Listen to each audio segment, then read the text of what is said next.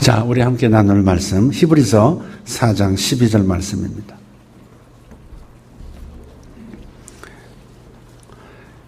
히브리서 4장 12절 말씀 함께 읽도록 하겠습니다. 하나님의 말씀은 살아있고 활력이 있어 좌우에 날선 어떤 검보다도 예리하여 혼과 영과 및 관절과 골수를 찔러 쪼개기까지 하며 또 마음의 생각과 뜻을 판단하나니. 다시 한번 진중한 마음으로 다시 한번 읽겠습니다. 시작. 하나님의 말씀은 살아있고 활력이 있어 좌우에 날선 어떤 검보다도 예리하여 혼과 영과 및 관절과 골수를 찔러 쪼개기까지 하며 또 마음의 생각과 뜻을 판단하나니. 아멘.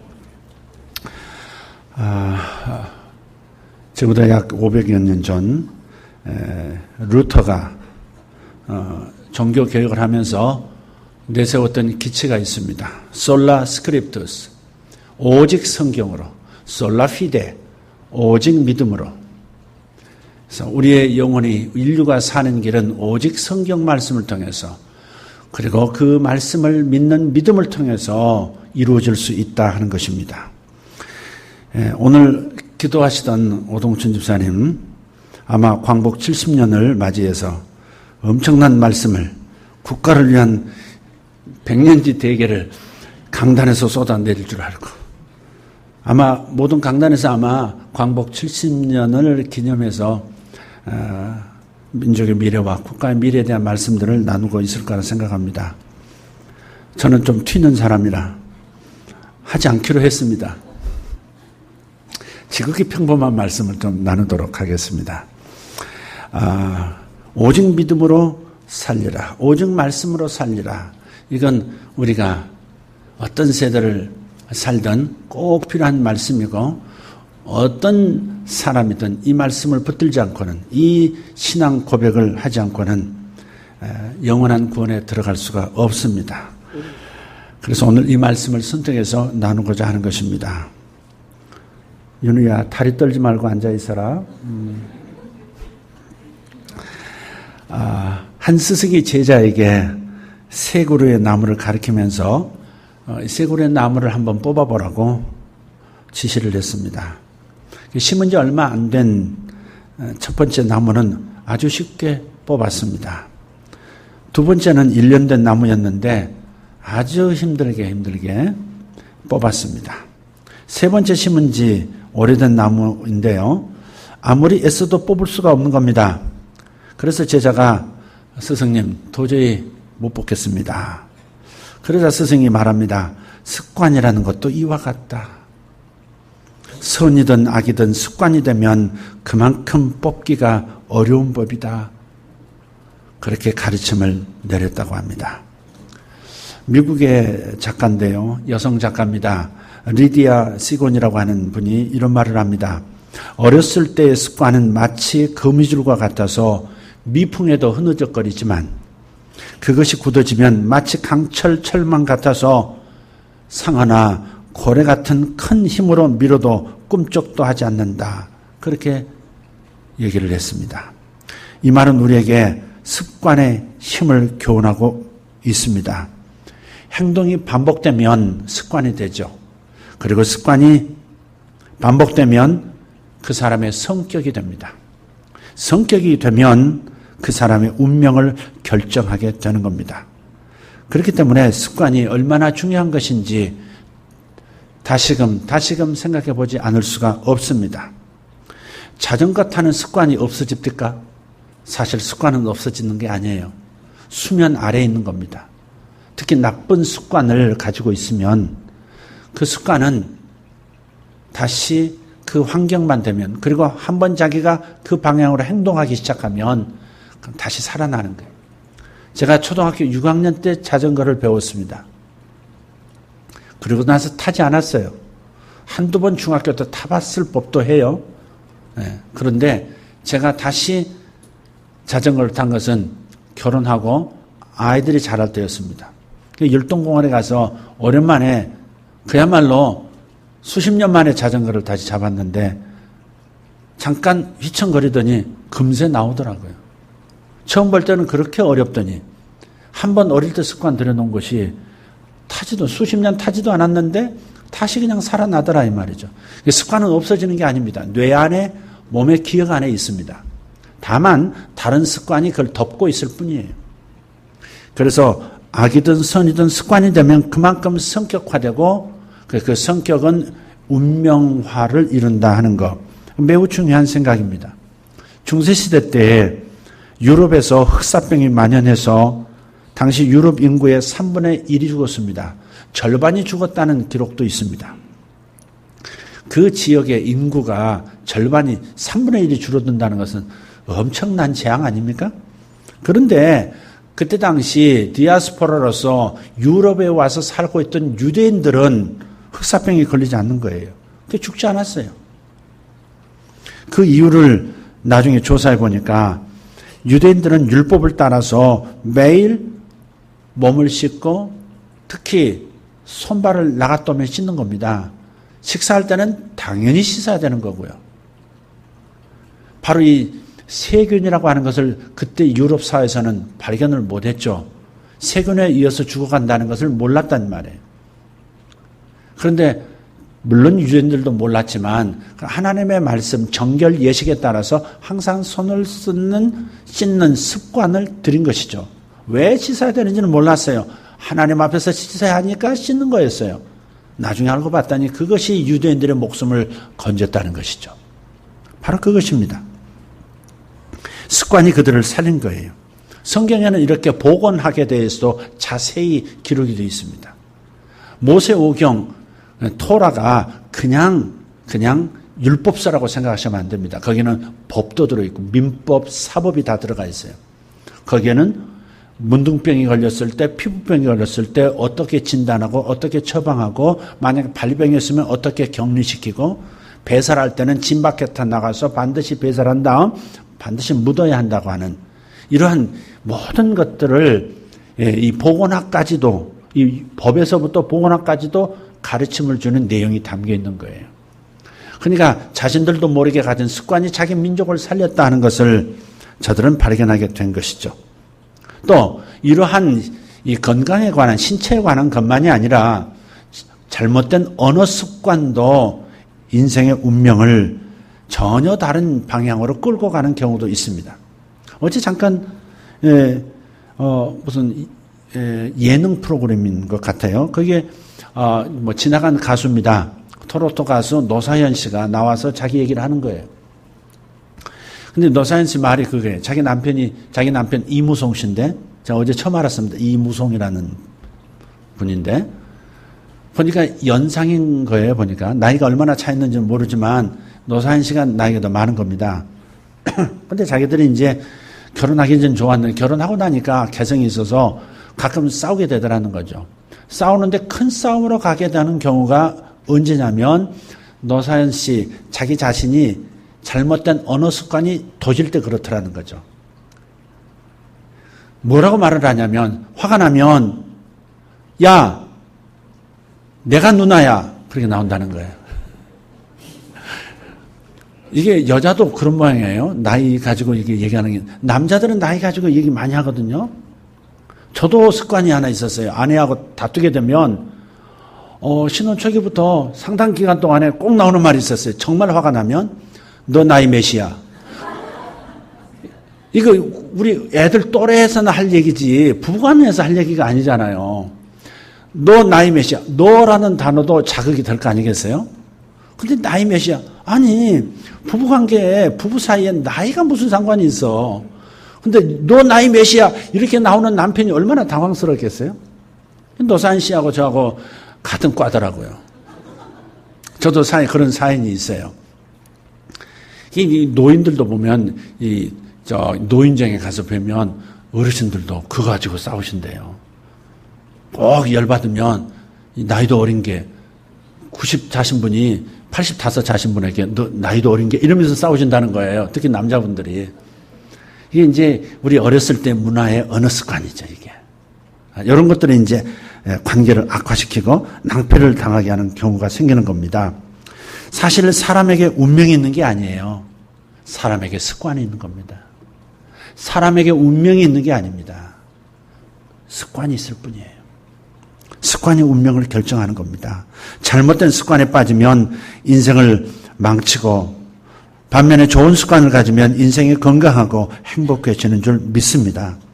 그래서 우리는 건강하고 행복한 삶 그리고 주님의 은총을 듬뿍 받는 행복한 신앙생활을 위해서 아주 좋은 습관을 들이기를 애를 쓰셔야 합니다. 노력해야 합니다. 잡초는 노력하지 않아도 자랍니다. 그러나 곡식은 반드시 노력해야 합니다. 우리에게 필요한 것은 반드시 노력해야 하는 것이 저절로 되지 않습니다. 잡초는 저절로 됩니다. 왜? 우리가 악한 세상 속에서 살고 있기 때문에 저절로 자신도 모르게 악한 습관들이 몸에 배는 거죠. 그러나 좋은 습관은 하늘에서 내려오고 하나님의 은총으로만 생겨나는 것이기 때문에 그것은 우리가 하나님을 의지해서 노력해야만 얻을 수 있는 부분이죠. 자, 오늘 말씀을 읽고 암송하는 그리고 선포하는 좋은 습관에 대해서 다시 한번 은혜를 나누고자 합니다. 오늘 제2의 강사 우리 윤우 형제가 나와서 한번 성경 말씀을 암송해 보도록 하겠습니다. 갈라디아서 3장 14절부터 나와요. 씩씩하게 그렇지. 마이크 올리고 그렇지. 이쪽으로 가운데로 나와. 윤우 가운데로 나와서 그래. 높이 올라온다. 그래. 오케이. 거기서. 갈라디아서 4장 14절 말씀, 3장 14절 말씀. 갈라디아서 3장 14절 말씀. 이는 그리스도 예수 안에서 아브라함은 우리 이방인에게 미치게 하고 또 우리로 하여금 믿음으로 말미암아 성령의 약속을 받게 하려 함이라. 갈라디아서 3장 14절 말씀. 아멘, 아멘, 아멘. 아멘. 자, 이제 시편 1편 1절부터 3절 말씀. 6절이요. 6절까지? 그래, 6절까지. 시편 1편 시작. 시편 1편 1절에서 6절 말씀. 복 있는 사람은 악인들 결단하지 아니하며 죄인들의 길에 서지 아니하고 오만한 자들의 자리에 앉지 않고 우리 귀의 법을 즐거워하여 그의 법을 주야로 묵상하는도다. 그는 시냇가에 심은 나무가 저를 따라 열매를 맺으며 그 잎사귀가 마르지 아니함 같으니 그가 하는 모든 일이 다 형통하리로라. 악인들은 그렇지 아니요 오직 바람에 나는 겨와 같도다. 그런즉 이제 심판에 견디지 못하면 죄인들의 의인들의 불을 들지 못하려다.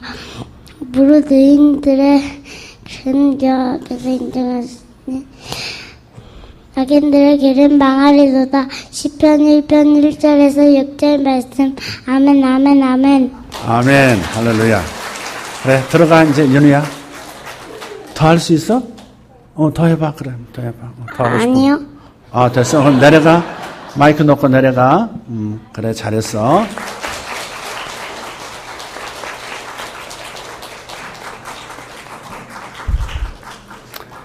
자, 이게 우리 그리스도인이라는 말은 예수님의 제자라는 말은 그분의 가르침을 먼저 마음에 새기는 사람이죠. 그분의 길을 따르기 전에 그분의 의도를, 그분의 뜻을, 그분의 말씀을 마음에 새겨야 행실로 나타날 거 아니겠어요? 그러니까 오늘 암송했던 우리 윤우 어린이 바로 이런 모습이 예수님의 제자가 되는 것이죠. 이게 예수의 제자예요. 하나님의 말씀에 마음이 없는 사람은 주의 제자가 될 수가 없어요. 자, 그런데 우리 윤우 어린이의 스승이신, 참 스승이신 우리 예수님께서 어떻게 사셨는지를 한번 살펴봅시다. 하나님이신 분이시죠. 하나님이시죠. 그러나 인간되어 이 땅에 오셔서 그 예수님의 삶은 철저한 말씀 중심의 생활이었던 것을 발견합니다. 이게 성경대로 탄생하셨고요. 성경대로 사셨고 성경대로 십자가에서 죽으셨고 성경대로 부활하셔서 하나님 보좌 우편에 앉아 계시고 지금 하나님의 우편에 계시면서 이 땅에 다시 오실 날을 지금 기다리고 계십니다. 이렇게 예수님께서는 말씀에 예언된 대로 사셨을 뿐만 아니라 실제로 자기 자신이 땅에서 사실 때 말씀에 충실하셨어요. 마태복음 4장은 예수님께서 공생애를 막 시작하시면서 마귀에게 광야에서 시험을 받으시는 장면입니다. 마태복음 4장 1절에서 4절 말씀을 보시면 마귀는 세 가지를 시험합니다. 그리고 예수님은 이 세 가지 시험을 모두 말씀으로 물리치셨습니다. 이것은 예수님께서 얼마나 말씀에 충실한 삶을 사셨는가를 입증해 주는 사건입니다. 이때 남기신 계속해서 좀 올려주시면 좋겠어요. 4절 말씀입니다. 4절 말씀. 사람이 떡으로만 살 것이 아니요 하나님의 입으로 나오는 모든 말씀으로 살 것이라 그랬습니다. 물론 이 말씀을 예수님께서 처음 하신 것이 아니에요. 이 말씀은 구약의 신명기에 나온 말씀입니다. 유대인들은 의무적으로 나이 만 3세가 되면 그때부터 모세오경을 암송해 가기 시작합니다. 암송을 어떤 방식으로 하느냐면 제가 최근에 유대인들이 어떻게 암송하는가, 통으로 암송하는 것을 제가 배웠습니다. 그것은 예를 들어서 창세기 1장 1절이다 그러면 태초에 말씀이 계시니라 이렇게. 태초에 하나님이 천지를 창조하시니라. 그러면 태초에 하나님이 천지를 창조하시니라 이 말씀을 350번을 한답니다. 이 태음력에 따르면 아마 그 1년을 그렇게 잡아서 그렇게 해서 350번을 하는 것 같아요. 여러분, 태초에 하나님이 천지를 창조하시니라 한 서너 번만 하면 암기됩니다. 그러나 반드시 350번을 합니다. 그리고 그 다음날 2절을 350번을 합니다. 그럼 1절은 어떻게 하느냐? 1절은 350번에서 하나 감한 그런 방식이에요. 그러니까 300일이 거의 1년이 지나가면서 1절이 끝나요. 2절도 1년이 거의 끝나면서 지나요. 이런 방식으로서 계속해서 꼭 1절만 암송하는 건 아닙니다. 암송할 수 있는 분량만큼 이렇게 암송해 나가면서 그래서 절대 잊혀지지 않는 장기 기억으로 만드는 거예요. 그러니 얼마나 이 암송하는데 탁월한 머리가 되겠어요. 구조 자체가 나이가 성인이 되는 12세, 남자의 12세, 여자의 13세. 그때 우리 참 반항하고 미운 오리새끼 노릇하고 그럴 때 우리 나이 때는 우리 12살, 13살. 근데 걔들은 성인식을 한단 말이에요. 요 성인식을 하는 요 10년이 채 안 되는 기간 동안에 모세오경, 창세기부터 신명기까지 암송을 한단 말이에요. 그러니까 이런 아이들이 아이비리그에 이렇게 들어가면 교수들이 그렇게 복잡한 이야기, 경제 이야기, 법률 이야기를 강의를 할 때 그냥 한번 들으면서 암송해버린다는 거예요. 그냥 자동적으로 암기가 돼버리는 거예요. 그러니 따라잡을 방법이 없는 겁니다, 그게. 어려서 암송하는 것은 우리에게, 우리 자녀들에게 하나님의 말씀을 심어줌으로써 저들의 도덕적 성품이 탁월해지도록 만드는 것일 뿐만 아니라 자신이 성장하면서 학습해야 할 수많은 내용들을 쉽게 자기 것으로 만드는 그런 기초를 마련해 주는 것이죠. 우리 부모들은 이것을 해주지 못했어요. 그러나 지금 늦지 않았다 하는 생각 가지고 지금 해 나가야 하는 겁니다. 아이고 내 새끼 앞에 나가서 내 새끼 영상으로 성경 암송하는 거 보니까 이뻐 죽겠어. 이거 하라고 하는 게 아닙니다. 그 아이의 운명을 가르는 그런 일을 지금 부모가 해주고 있다는 생각을 하면서 자식에게 신앙 계승의 지상 명령을 지금 성취해 나가고 있는 중인 것이죠. 자, 그래서 예수님께서도 당연히 신명기 말씀을 다 외우고 계셨던 것이고요. 바로 마귀에게 광야에서 시험을 받으실 때, 유혹을 받으실 때 바로 그 암송했던 말씀 중에서 공격해오는 그 내용을 맞받아쳐서 무찌를 수 있는 말씀을 꺼내서 사용하신 거예요. 자기 안에 있는, 자기 기억 안에 있는 말씀을 꺼내서 성령의 도우심으로 마귀를 대적하니까 마귀가 물러가는 겁니다. 이뿐만 아니라 십자가에 달려 돌아가실 때 7마디 말씀을 하시죠. 소위 가상칠언, 십자가 위에서 남기신 7마디의 말씀, 그 7마디의 말씀도 모두 성경에 있는 거예요. 그 성경에 있는 그 내용들 중에서 십자가에서 하시는 말씀을 하신 거예요. 그게. 심지어는 주님께서 신음하시던 바로 그 신음소리까지도 구약에 있는 내용입니다. 시편 22편 1절을 마태복음 27장 46절에서 지금 신음, 고통 속에서도 그걸 성경을 이루시는 겁니다. 이와 같이 하나님의 말씀을 양식 삼아 사셨던 주님을 보면서 우리 주님을 닮아야 하는 주님의 제자로서 우리 또한 주님처럼 말씀의 철저한 삶을 살아갈 수 있기를 예수 이름으로 축복합니다. 그러기 위해서는 주님의 말씀을 부지런히 읽어야 합니다. 그리고 부지런히 공부하고 연구하고 암송하고 묵상해야 하는 겁니다. 특히 하나님의 말씀인 성경을 부지런히 읽어야 합니다. 우리 민족이 사는 길, 우리 민족이 우리 운명적 부르심을 성취할 수 있는 길은 하나님의 말씀으로 솔라 스크립투스, 하나님의 말씀으로 돌아오도록 하는 것입니다. 우리는 이것이 목표여야 합니다. 오직 믿음으로, 오직 말씀으로 우리 민족이 그 방향으로 갈 수 있도록 우리는 선도하는 그러한 신앙 공동체가 돼야 하는 것이죠. 우선 어디서부터? 우리서부터 해야 하는 것이죠. 우리가 하지 않은 것을 세상에 보여줄 수는 없고 하도록 종용할 수도 없습니다. 우리부터 해야 하는 것입니다. 여러분, 교회에서 하는 프로그램을 지금 생각하시면 안 됩니다. 목사님 필 받았다. 저거 몇 개월 갈까? 이렇게 생각하실 문제가 아니다 이 말이에요. 여러분, 이것을 우리 평생에 하지 않으면 하나님의 목적에서 벗어나는 일이에요. 그래서 반드시 이것을 해내야 하는 것입니다. 자, 왜 우리가 말씀을 읽고 또 암송해서 마음에 새겨야 하는가? 두 가지를 짧게 말씀을 드리겠습니다. 첫째는 말씀은 악한 세상을 그리고 악한 원수들이 존재하고 있는 이 흑암의 세계에서 이기게 만드는 영적 무기이기 때문에 그렇습니다. 말씀은 영적 무기다. 시작. 말씀은 영적 무기다. 제가 지난 금요일에 말씀을 드렸는데 제가 꿈을 하나 꿨는데 아니 아마 저일 가능성이 있는데 어떤 사람이 나타났어요. 근데 그 사람 뱃속이 보이는 거예요. 뱃속에 창자도 없고 뭐 밥이 들어가 있는 것도 아니고요. 배 가득이 책이 들어가 있는 거예요. 아니 그런 꿈은 또 좀 평생 처음 꿔봤어요. 사람 뱃속에 책들이 가득 있는 거예요. 제가 깨어나서 저 사람이 누군지는 모르겠지만 아마 나일 수도 있겠다 싶은 생각이 들어요. 왜? 제가 지식에 대한 컴플렉스가 있어서 그런지 책 읽는 거 그렇게 좋아요. 세상에 있는 모든 책을 읽고 싶다고 하는 말을 제가 가끔 드리잖아요. 모든 분야를 읽고 싶고 모든 분야를 적어도 전문가는 아니더라도 전문가들과 대화는 할 수 있는, 아니 적어도 그들에게 필요한 아주 핵심을 찌르는 질문 정도는 할 수 있는 그런 실력을 갖고 싶어하는 마음이 있어요. 그래서 그런 꿈을 꿔진가 아닌가 싶어요. 그러면서 동시에 제가 회개했어요. 하나님의 말씀이 가득 있어야 할 사람이 책들이 가득 있다면 내가 추구하는 것이 좀 균형이 지금 틀어져 있구나 이런 생각을 제가 하게 된 겁니다. 여러분, 하나님의 말씀은 이 악한 세상을 살아나가는 데 있어서 꼭 필요한 영적인 무기입니다.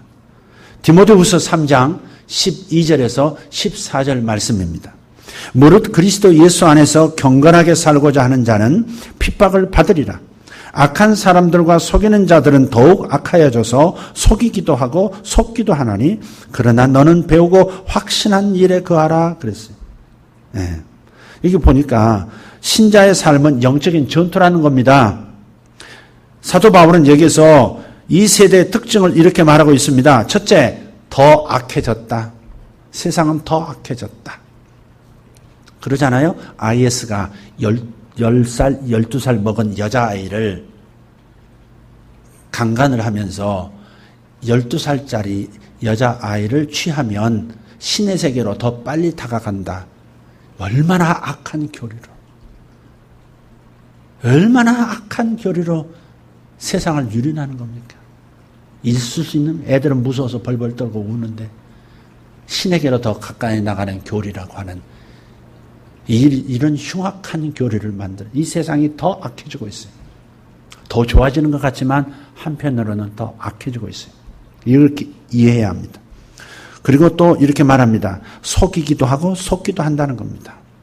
그래서 이런 세상에서 경건하게 살려고 하는 사람, 깨끗하게 살려고 하는 사람은 세 번째, 박해를 받게 되어 있다는 것입니다.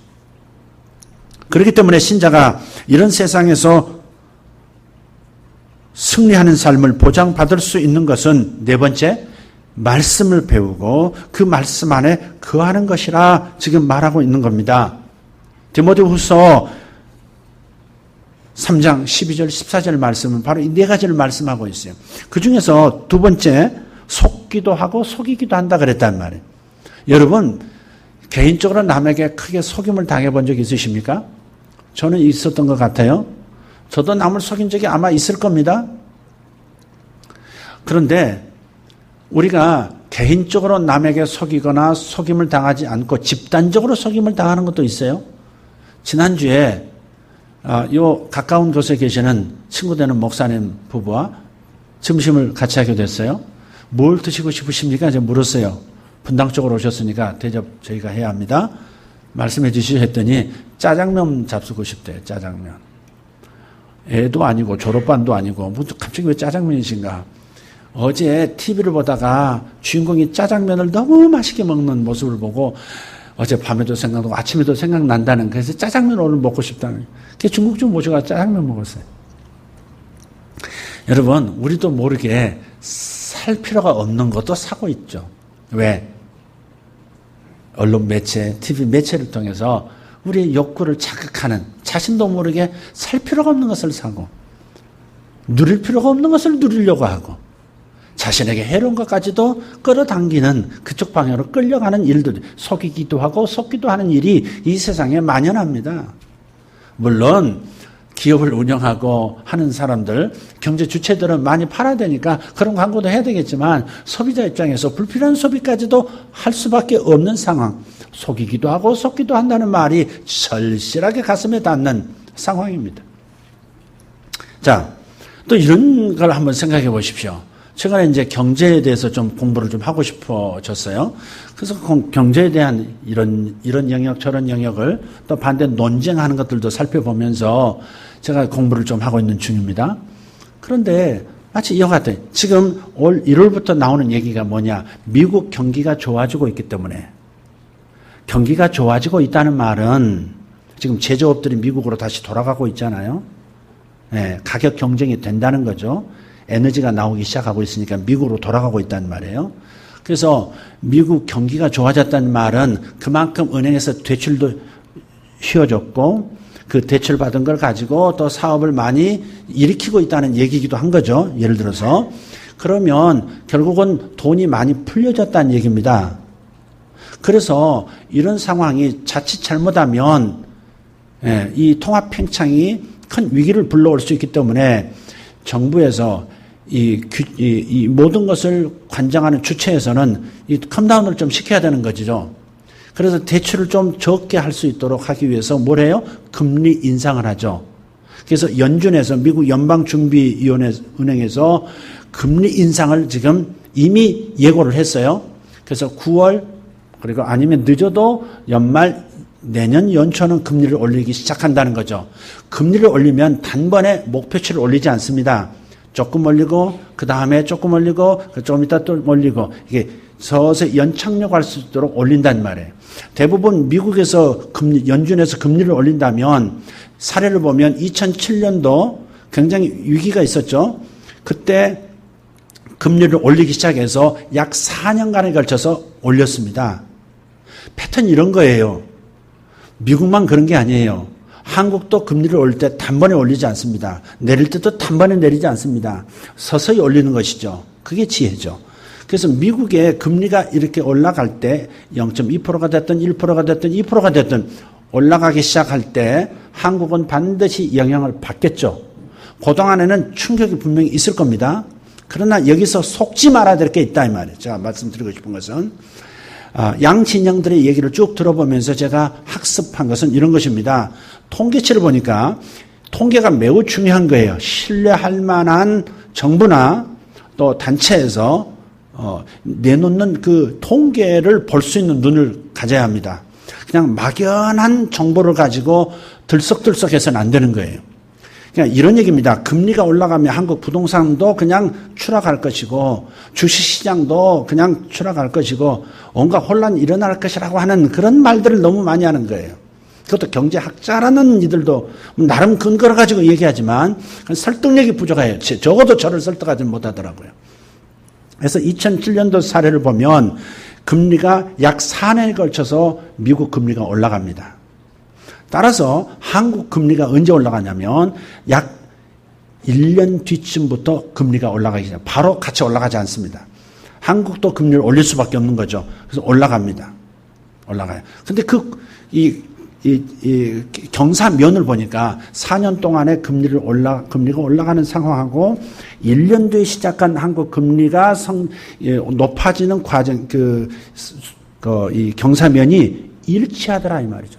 그리고 4년 뒤에 미국 금리가 정지하고 또 정지된 상태가 또 수개월 가는 그 상황에서 한국 금리도 따라서 동시에 수평선을 긋더라는 거죠. 그리고 또 하나의 지표가 있습니다. 그것은 뭐냐면 부동산 가격이 처음에는 미국 금리가 올라가고 또 한국 금리가 올라가면서 떨어지는 수개월이 있더라고요. 그러면서 다시 올라가는데 올라가는 그 경사면이 금리가 올라가는 것과 똑같더라 하는 거죠. 그리고 부동산 가격이 정지하고 거기서 수평선을 긋는 것도 똑같아요. 주식도 마찬가지고. 제가 경제학을 강의하는 교수는 아니지만 너무 세상에 속지 말라 이 말이죠. 예, 이렇게 되니까 빨리. 그리고 너무 종말론자 말들을 많이 들어요. 종말론자 말들이 너무 많아. 특히 이제 신앙인들이 종말론은 지금 미국에서 어떤 일이 벌어질 것이다. 돈이 너무 많이 풀려서 어떤 것도 돼서 어떻게 미국발 세계 공황이 올 것이다. 여러분 그런 말들을 그냥 듣지 마시고 정말 나오는 이 경제 주체들이 내놓는 그 지표들을 보고 판단을 할 필요가 좀 있어요. 그래서 그런 거에 휘둘리면 안 된다는 말이죠. 안 돼요. 비관론자들 많고 인구론자들도 많아요. 인구론이 뭐냐면 이런 겁니다. 여러 방면이 있지만 인구론이라고 하는 것은 국민의 쪽수가 적으면 대국이 못 된다는 거예요. 우리 한국은 5천만 명, 6천만 명밖에 안 되기 때문에 강대국이 될 수 없다는 거예요. 거짓말입니다. 우리 대한민국을 지을 때 큰 나라로 해서 대자 붙인 거 아닙니까? 근데 생각은 왜 소자입니까? 여러분 앞으로 나가서 음식 시킬 때 소자 잡수지 말고 주로 중자 아니면 대자를 잡수시길 바랍니다. 소자 잡수지 마세요. 대자. 못 먹겠다. 남겨서 와서 다시 먹든 대자 시켜서 잡수시길 바랍니다. 대한민국, 여러분 보세요. 우리나라가 제조업 3위입니다. 제조업 경쟁력이 3위예요. 1위가 미국이고 2위가 중국이고 제조업 경쟁력 3위가 한국입니다. 일본하고 독일이 6위, 8위 그렇습니다. 제조업, 그러니까 우리는 수출 가지고 먹고 사는 나라잖아요. 그러니까 제조업이 정말 잘 발달한 경쟁력이 있단 말이에요. 그래서 제조업 3위 국가가 FTA라고 하는 것이 이 지구상에 나타나면서 지금 2020년이 다가오면 우리나라 경제 영토 안에 사는 경제 인구가 42억이 되는 겁니다. 다시 말해서 이런 말이에요. 내수 시장이 42억이 되는 거예요. 중국이 왜 저래요? 세계 돈이 들어가는 거예요? 쪽수가 많으니까 15억이 되니까. 그러나 다르게 생각해 봐야 돼요. 이제는 나라와 나의 경계가 없어졌습니다. 경제 영토가 이제는 우리나라가 여기서 뭔가를 만들어내면 5천만 명에게만 관세 없이 팔아먹는 게 아니에요. 42억 사람들에게 마음껏 팔 수 있는 세상이 열려버린 거예요. 더군다나 한국은 FTA 선도국입니다. 경제 영토가 42억이란 말이에요. 그러니 여러분이 어떤 사업을 시작하든 뭘 만들어내든 42억을 상대로 관세 없이 경쟁력 있게 팔아먹을 수 있단 말이에요. 그러니 우리가 이렇게 생각을 해야 될 일이지 인구가 적기 때문에 경제 강국 될 수 없고 따라서 군사 강국 무슨 강국 될 수 없다. 거짓말이다 이 말이죠. 그래서 우리가 광복 70주년이기 때문에 이런 정도 말은 해야 하는 것입니다. 오동준 집사를 만족을 좀 시켜줘야 되기 때문에 이 정도 얘기하고 넘어가겠습니다. 제가 좀 흥분한 것 같습니다. 자, 그렇다면 어떻게 하나님의 말씀이 이런 세대에 대한 대안이 될 수 있을까? 하나님의 말씀에 대한 다양한 묘사를 통해서 그것을 발견할 수가 있습니다. 예레미야서 23장 29절 말씀 다 같이 읽습니다. 나 여호와가 말하노라 내 말이 불같지 아니하냐 반석을 쳐서 부서뜨리는 방망이 같지 아니하냐. 성가대 쪽에서 좀 약한 것 같아요. 다시 한번. 나 여호와가 말하노라 내 말이 불같지 아니하냐 반석을 쳐서 부서뜨리는 방망이 같지 아니하냐. 하나님의 말씀이 불 같다는 거, 불의 목적은 뭐예요? 태우는 거죠. 소멸시키는 거죠. 방망이는 뭐예요? 까부시는 거죠. 그래서 영적 무기라는 거예요. 사탄의 세력을, 사탄의 힘을 무력화시키고 소멸시켜버리는데 하나님의 말씀이 능력이 있다는 겁니다. 여러분 종교적 언어로 들으시면 안 돼요. 하나님의 말씀을. 일주일에 한 번씩 듣는 말씀이 되어서는 안 돼요. 여러분이 영적 전쟁을 하고 있는 중이라는 사실을 기억해야 합니다. 사업을 해도 영적 전쟁이에요. 사실은. 굉장한 전투입니다. 그래서 여러분이 강해지려면 하나님의 말씀을 가지고 있어야 한다는 것이에요. 신앙적인 면에서나 사업을 하는 데 있어서나 직장생활을 하는 데 있어서나 하나님의 말씀에 대한 확신이 있어야 합니다. 에베소서 6장 17절 말씀입니다. 시작. 구원의 투구와 성령의 검 곧 하나님의 말씀을 가지라. 하나님의 말씀이 검이라는 거예요. 영적 무기예요. 영적 무기예요. 자, 히브리서 오늘 본문 4장 12절 말씀. 하나님의 말씀은 살았고 활력이 있어 좌우에 날선 어떤 검보다도 예리하여 혼과 영과 및 관절과 골수를 찔러 쪼개기까지 하며 또 마음의 생각과 뜻을 판단하나니. 하나님의 말씀은 검이란 스워드. 동양의 검이 아니라 한날만선 검이 아니라 양날선 검이 이렇게 치고 이렇게도 친다는 것이죠. 이 양날선 검과도 같아서 내 내면에 잘못된 싹도 자를 수 있고 바깥에 나의 삶을 무너뜨리는 하는 세력도 무너뜨릴 수 있다는 것이죠. 그것이 양날선 검의 의미입니다. 자, 그래서 하나님의 말씀을 우리가 어떻게 이 어두운 세상 속에서 더 악해져가는 세상 속에서 이 대안으로서 사용할 수 있느냐. 하나님의 말씀은 영적인 무기다 하는 겁니다. 두 번째, 영적인 양식입니다. 하나님의 말씀은 양식입니다. 음식입니다. 베드로전서 2장 1절에서 2절 말씀입니다. 시작. 그러므로 모든 악독과 괴휼과 외식과 시기와 모든 비방하는 말을 버리고 갓난 아이들같이 순전하고 신령한 젖을 사모하라. 이는 이로 말미암아 너희로 구원에 이르도록 자라게 하려 함이라. 아멘. 그래서 마태복음 아까 읽었던 4장 4절에서 예수님께서는 사람은 육신의 양식인 떡뿐만이 아니라 영혼의 양식인 하나님의 말씀으로 살아야 한다라고 말씀하신 겁니다. 우리의 육신은 음식만 있으면 됩니다. 하지만 우리의 영혼은 하나님의 말씀이 있어야 합니다. 여러분, 우리 눈에 보이는 것이 사람의 육체뿐이라, 보이는 물질의 세계뿐이라 먹는 음식이 중요한 것 같지만 사람은 육신이 전부가 아니잖아요. 사람은 영혼이 본질이에요. 사람에 대한 정의 기억하십니까? 사람이란 영혼으로서 정신을 가지고 육체 안에서 사는 존재. 이게 사람에 대한 정의예요. 다시 한번 성경적 사람 정의. 사람이란 영혼으로서 정신을 가지고 육체 안에서 사는 존재. 이것이 사람이에요. 이것이 인간이에요. 사람의 본질은 영혼이에요. 그러니 우리가 창조주가 아닌 이상, 즉 피조물인 이상 영혼이라 할지라도 음식이 필요한 거예요. 에너지가 필요한 거예요. 육신의 에너지는 음식이에요.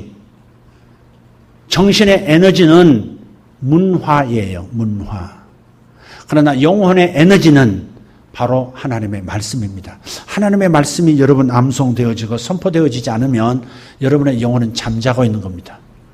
설교를 들어도 설교가 은혜가 안 되고, 성경을 읽어도 성경 읽을 맛이 안 나고, 예배를 가고 싶은 마음도 상실한 지가 오래고, 억지로 의무적으로 가게 되어지고, 굉장히 영혼이 무력해진 상태죠.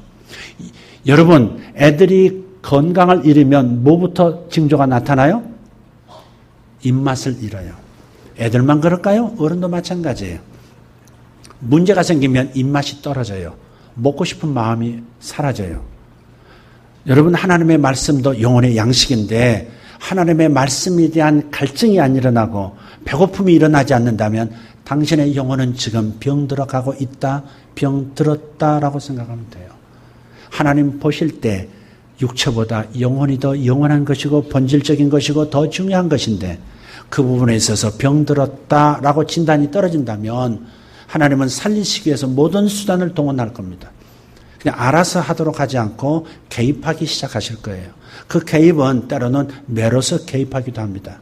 그래서 여러분들이 영혼에 입맛이 있는 사람인지 진단하셔야 합니다. 오늘도 이 말씀도 한 귀로 듣고 한 귀로 흘려버리는 늘상의 말로 들어버린다면, 하나님의 말씀으로 듣지 못하고 인간의 말로 들어버린다면 굉장히 불안한 시간이 되어버리는 거죠. 그래서 여러분 이 말씀을 들으면서 결심하셔야 합니다. 내 손에 무기가 없구나. 내 머리에 내 마음에 영적 무기가 없구나. 이거 깨닫고 무기 빨리 취하셔야 합니다. 전쟁터 한복판에서 민간인으로 산다고 하는 것이 얼마나 위험한지 아십니까? 저희 아버님께서 6.25 전쟁 때 군인이 아니셨어요. 민간인이셨어요. 그런데 민간인인데 전쟁터 한복판에 있게 됐어요. 왜? 그때 운송 쪽에 계셨거든요. 그러다 총을 맞으셨어요. 제 아버님의 이 한쪽 팔에 깊은 흉터가 총을 맞아서 인사불성이 되셨죠. 어느 시골 어느 길가에서 이렇게 쓰러져서 버려졌는데 할머니 한 분이 그 근처에 사는 할머니 한 분이 겨우 아버지를 끌어다가 간호해서 살아나셨어요. 그 할머님 얘기를 가끔 하셨거든요. 총 맞아서 목숨이 그때 돌아가셨으면 저도 없어요. 여러분에게 행운인지 불행인지 모르지만 그 아버지 돌아가지 않으셨다. 바로 여러분 민간인으로서 전쟁터 한복판에 나돌아다닌다 이것처럼 위험한 게 없는 거예요. 영적 전쟁 한복판에서 마귀가 시퍼렇게 살아서 지옥으로 끌고 가고 세상을 혼란스럽게 만들려는 이 악한 세력이 버젓이 흑암의 권세가 살아있는 이 상황에서 우리가 민간인처럼 그렇게 살아가고 있다면, 영적 전사로서 살아가고 있지 못하다면 이것처럼 위험한 순간이 없다 이 말이에요. 우리 자식들도 영적 무기를 저들의 입에 저들의 손에 쥐어주지 않으면 우리 자식들이 어떻게 세상에 휘말려 살지도 모르는 거예요. 여러분이 여러분 자녀들에게 주의 말씀을 심어서 주의 전사로 만들어주지 않으면 아이들이 나를 왜 이렇게 길러주지 않았느냐고 복수할 때가 올 겁니다.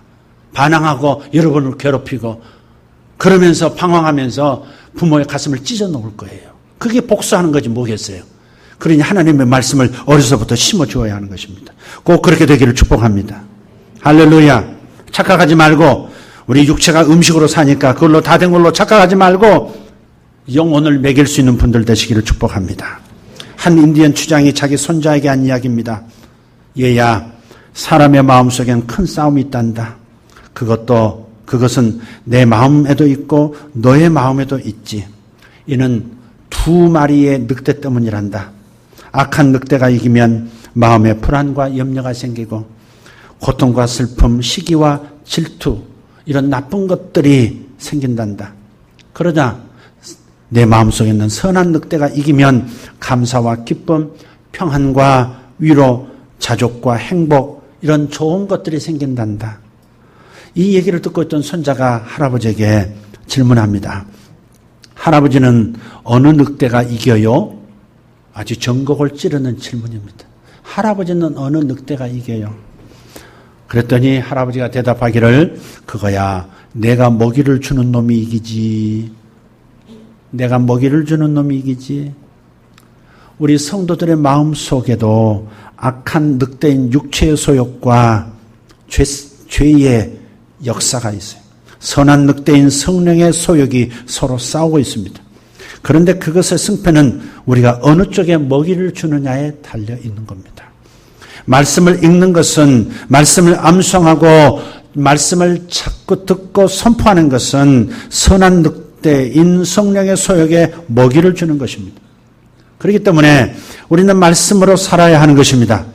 말씀으로 살리라는 뜻은 오늘 윤우 어린이가 암송했듯이 시편 1편처럼 하나님의 말씀을 즐거워하며 그래서 그 말씀을 주야로 묵상하는 것을 의미하는 겁니다. 그래야 영육 간의 강건함과 승리하는 삶을 보장받을 수가 있는 것이죠. 기억하십시오. 하나님의 말씀이 내 영혼의 양식입니다. 영국 어느 해변에서 갈매기들이 떼죽음을 당했습니다. 물도 깨끗하고 먹이도 풍부한데 근데 어떻게 이곳에서 이런 일이 생겼을까?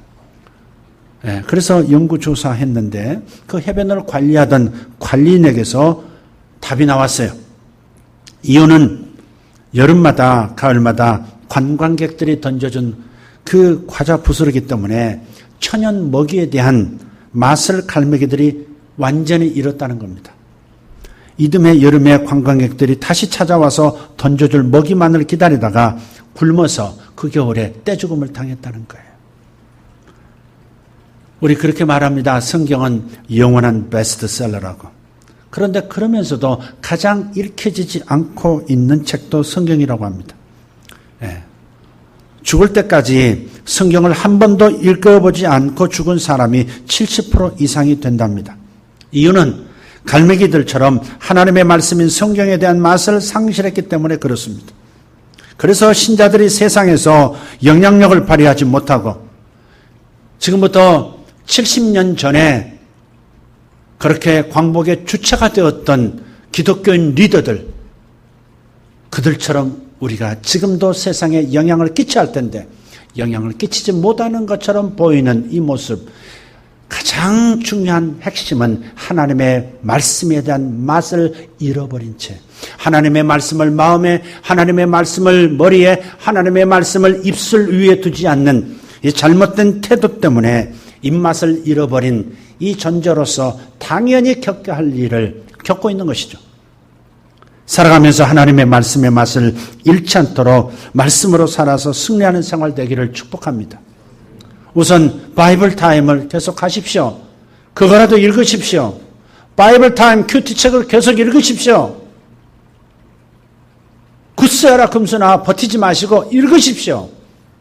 그 다음 교회에서 제시하는 말씀 암송 구조를 계속해서 암송하십시오. 이런 어린아이가 암송하고 있다면 우리 어린들 부끄럽게 여기고 안 하고 있다면 부지런히 하셔야 합니다. 부지런히 말씀 암송하세요. 암송하시면 그 말씀이 여러분 안에서 어떻게 역사하는지 보게 될 거예요. 그저 성실하게 돈 벌고 열심히 살다가 하나님께 드릴 거 드리고 그러면 하나님께서 나를 인정해 주시겠지. 그렇게 희미한 신앙생활 하지 마시고 하나님의 말씀으로 온전히 무장된 우리 성도들이 되었으면 좋겠습니다. 아멘. 영적 무기입니다. 그리고 영적인 양식입니다. 하나님의 말씀을 암송하십시오. 날마다 이 아이처럼 이렇게 하십시오. 이 아이 미래는 제가 예언할 수 있습니다. 틀림없이 범상치 않는 인생을 살 겁니다. 왜? 어려서부터 최고의 생각, 이 우주 안에서, 아니 우주 바깥을 모든 것을 통틀어서 하나님 생각보다 높은 생각이 어디 있습니까? 하나님의 아이디어보다 더 높은 아이디어가 어디 있습니까? 하나님의 관점보다, 하나님의 지식보다 더 높은 지식이 어디 있습니까? 조물주의 지식이 바로 하나님의 말씀인데, 조물주의 관점이 하나님의 말씀인데, 이 말씀을 자기 관점으로 살고 살아가는 사람들이 어찌 이 세상에서 무능한 존재로 살아갈 수 있겠습니까? 그러므로 부지런히 말씀을, 하나님의 관점을 마음속에 새기십시오. 쓸데없는 책 읽지 말고. 물론 모든 책들에 건질만한 것은 있어요. 말씀보다 더 중요하게 생각하는 책이 없기를 바라고, 그런 철학이 없기를 바라고, 그런 종교사상이 없기를 바라요. 하나님 말씀으로 무장하시면 하나님의 관점에서 하나님이 주시는 아이디어로 살게 될 것입니다. 세상의 리더로 살게 될 것을 믿습니다. 그것이 진정한 영적 광복이 아닐까요? 그리고 이 광복을 맞이한 이 나라, 이 민족에게 필요한 것 아닐까요? 그리고 사실은 진정한 광복은 3년 뒤 건국 기념일인 3년 뒤가 아닐까 싶어요. 여러분, 하나님의 말씀이 우리 교회 안에서 흥황해지기를 예수 이름으로 축복합니다. 기도하십시다. Sola scriptus, sola fide. 오직 성경으로, 오직 믿음으로. 아버지 하나님, 종교교회에게 중요한 슬로건이 되었던 이 메시지, 오늘 다시 한번 우리 마음에 품고 행동하기 시작해야 되겠습니다. 주님, 들었던 말씀이 아버지 저들의 귓가에서 머물다 사라지는 말씀 되지 않도록 성령 하나님 은혜를 내려 주시옵소서. 저들과 저들 가정, 저들 부자간 관계 속에서 하나님의 말씀이, 모녀 관계 속에서 하나님의 말씀이, 또 남편과 아내 사이에서 하나님의 말씀이, 아버지 하나님, 하나님의 말씀에 삼켜지는 가족들, 가정들이 되게 하여 주시옵소서. 멀리 떨어져 있던 가까이 있던 말씀으로 교통하는 우리 성도들 되게 하사 세상의 머리, 세상의 승자로서 세상의 모든 흑암의 세력을 깨뜨리고 세상을 구원해내는 엘리트들이 되도록 저들 가정을 축복하여 주시옵소서. 예수님의 이름으로 기도하옵나이다. 아멘.